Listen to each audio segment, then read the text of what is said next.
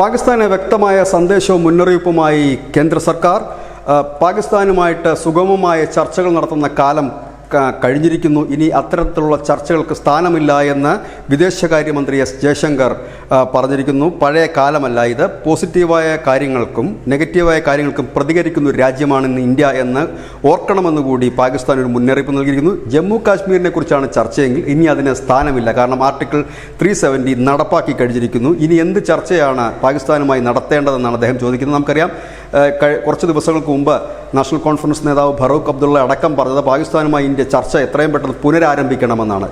എന്ത് കാര്യത്തിലാണ് ചർച്ച നടത്തുന്നത്, എന്തിൻ്റെ അടിസ്ഥാനത്തിലാണ് ചർച്ച നടത്തുന്നതെന്നാണ് ഇപ്പോൾ കേന്ദ്രം ചോദിക്കുന്നത്. കാശ്മീരിൻ്റെ വിഷയമാണെങ്കിൽ അത് കഴിഞ്ഞിരിക്കുന്നു. 370 വകുപ്പ് എടുത്ത് കളഞ്ഞതോടുകൂടി അതിൻ്റെ പ്രത്യേക അധികാരങ്ങളും അതിനെ ചൊല്ലിയുള്ള തർക്കങ്ങളും അവസാനിച്ചിരിക്കുന്നു. മറ്റൊന്ന്, ഈ പാകിസ്ഥാൻ്റെ ഭാഗത്തു നിന്ന് പോസിറ്റീവായിട്ടുള്ള കാര്യങ്ങൾ വരികയാണെങ്കിൽ അതിനനുകൂലമായിട്ട്, നെഗറ്റീവ് ആണെങ്കിൽ അതേ നാണയത്തിൽ തിരിച്ചടിക്കുമെന്ന് കൂടി അദ്ദേഹം പറയുന്നുണ്ട്. ഏതായാലും പാകിസ്ഥാനുമായിട്ട് ഇനി സുഗമമായ ഒരു ചർച്ചയില്ല എന്ന് കേന്ദ്രം നയം വ്യക്തമാക്കിയിരിക്കുന്നു.